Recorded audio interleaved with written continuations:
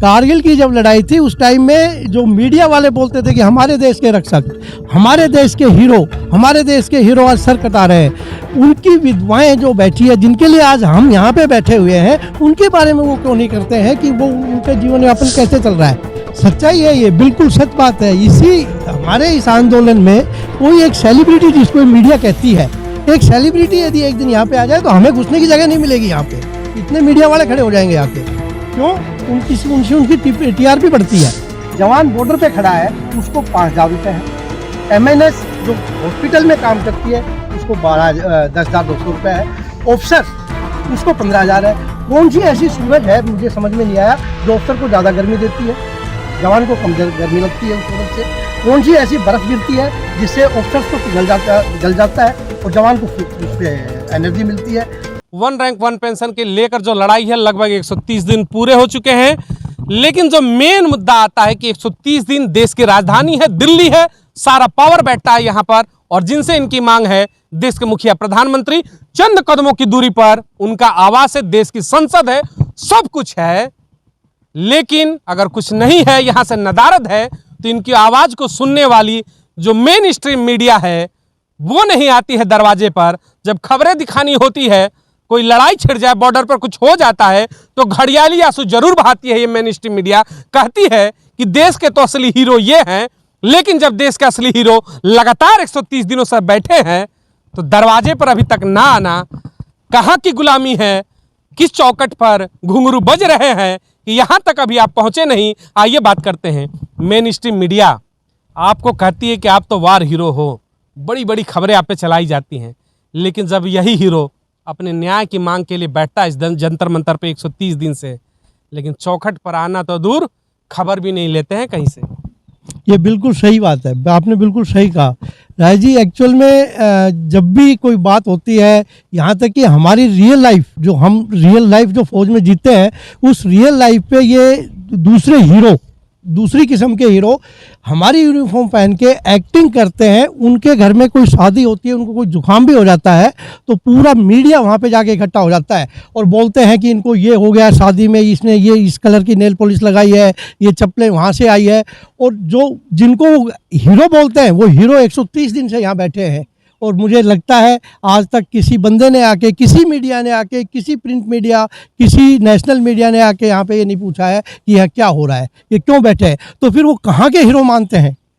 आपने तो बड़ा हार्ट टचिंग एक बात कह दी कि जो मेन स्ट्रीम मीडिया है, जो बहरूपिये होते हैं, नचनिये होते हैं, जब वो कोई फिल्म बना देते हैं देशभक्ति के ऊपर, नकली वो ड्रेस पहनकर आ जाते हैं, आर्मी वाले बन जाते हैं, नकली बारूद और बम दिखा देते हैं, उनके घरों में कुछ होता है। भी हालिया में एक हुआ था, तो शादी की पूरी लिस्ट आ जाती है कि बेटी ने लहंगा कहाँ का पहना, बेटी ने हेयर स्पा कहाँ से लिया, सब चीज़ बता देते हैं, कब घोड़ी पे चढ़ा दुल्हा, कब घोड़ी से उतरा, वो हीरो हैं। लेकिन जो रियल हीरो होते हैं, जो देश के लिए जान देते हैं, जब छाती पर इनकी गोलियां चलती हैं तो शहादत हो जाती है, पत्नियां विधवा हो जाती हैं, बच्चे सड़कों पर आ जाते हैं, ऐसी नौबत आती है, शराब के कटते हैं।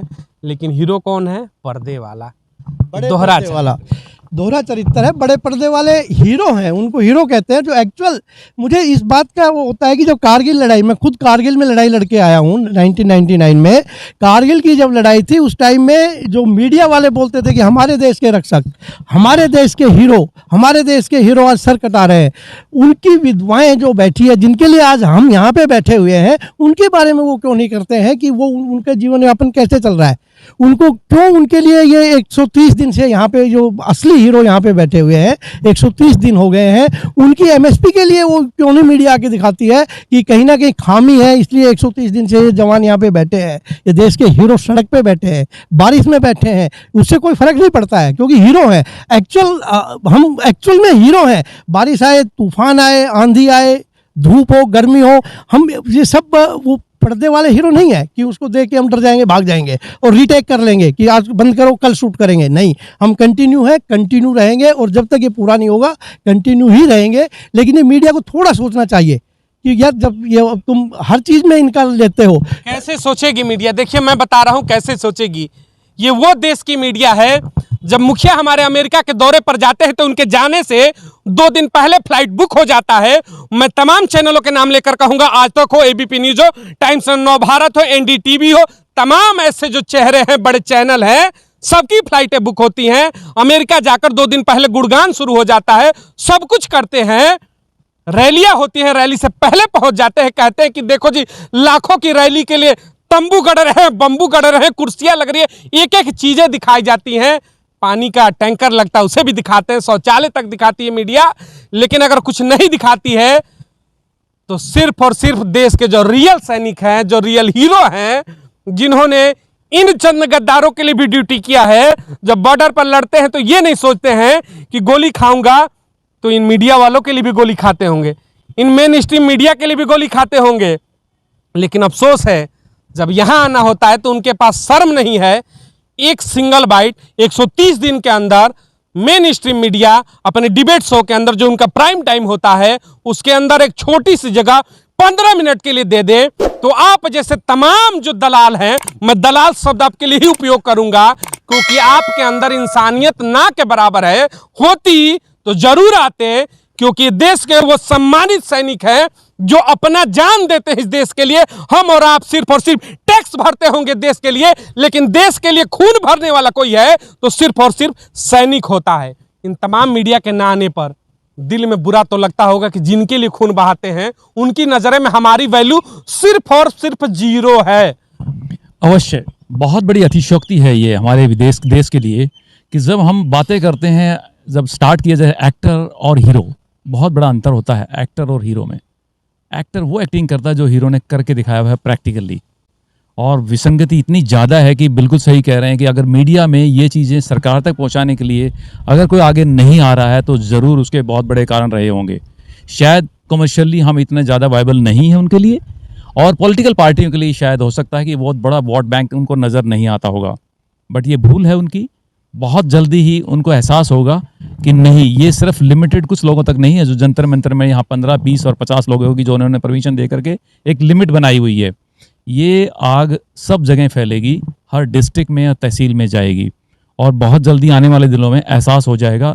मुझे विश्वास है उस टाइम तक शायद मीडिया भी, जो नेशनल मीडिया भी है, वो भी शायद अपनी आवाज़ ज़रूर पहुंचाएंगे सरकार तक। आपको क्या लगता है कि जो नेशनल मीडिया की हम बात करते हैं मेन स्ट्रीम की, आप कारपोरेट घराने से नहीं हैं, आपके पास बड़ा पैकेज नहीं है, आपके पास लग्जरियस सिस्टम नहीं है उनको देने के लिए, इसीलिए शायद चौकट पे नहीं आ रहे हैं क्या?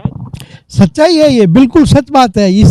हमारे इस आंदोलन में कोई एक सेलिब्रिटी जिसको मीडिया कहती है, एक सेलिब्रिटी यदि एक दिन यहाँ पे आ जाए तो हमें घुसने की जगह नहीं मिलेगी। यहाँ पे इतने मीडिया वाले खड़े हो जाएंगे आके, क्यों? उनसे उनकी टीआरपी बढ़ती है, उनसे पैसा मिलता है। हम देश के लिए खून बहा सकते हैं, पैसा फौजी पैसा तो दे ही नहीं सकता, हम केवल खून बहा सकते हैं, बहाया है।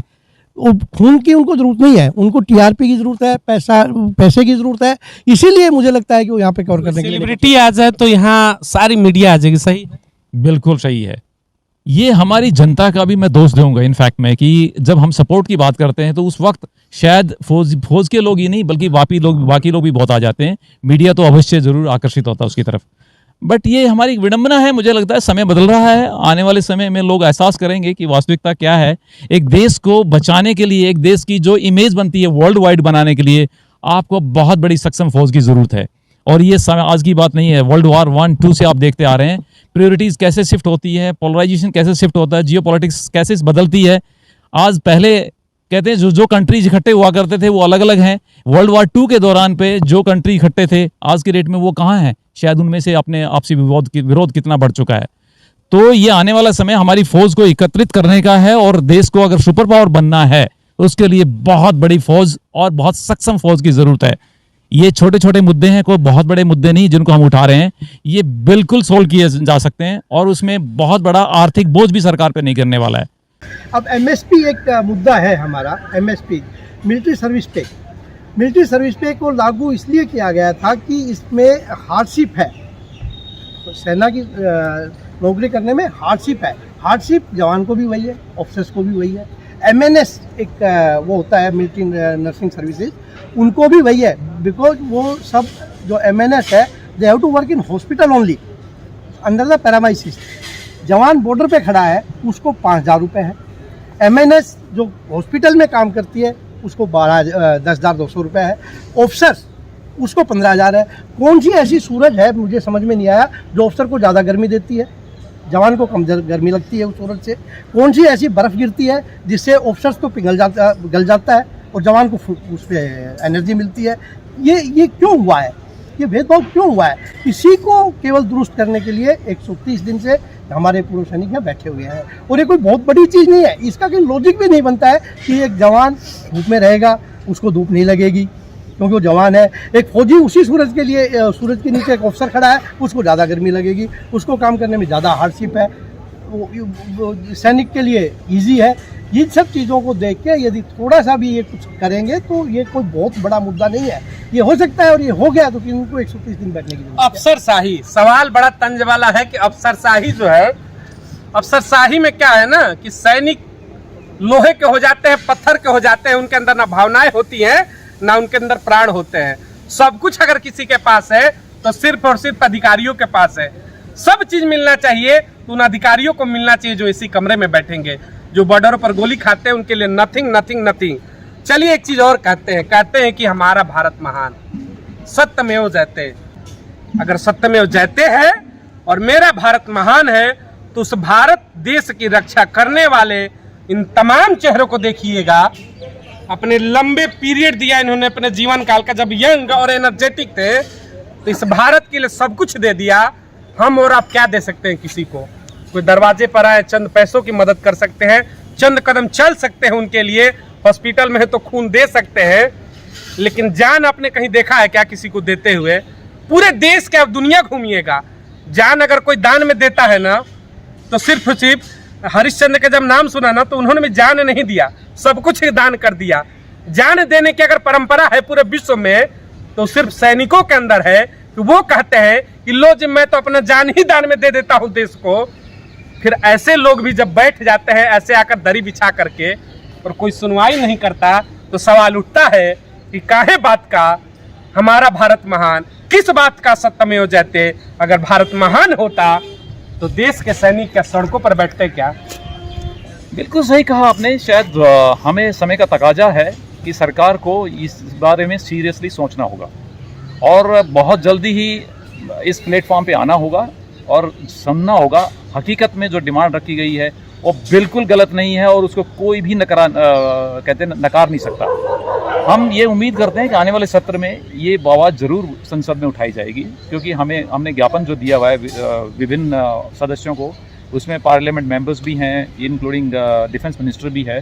सभी जगह से हम एक्सपेक्ट करते हैं कि ये आवाज़ उठेगी और जल्दी ही इस बात का कुछ ना कुछ समाधान निकलेगा। एक आखिरी सवाल आप दोनों से लूंगा मैं।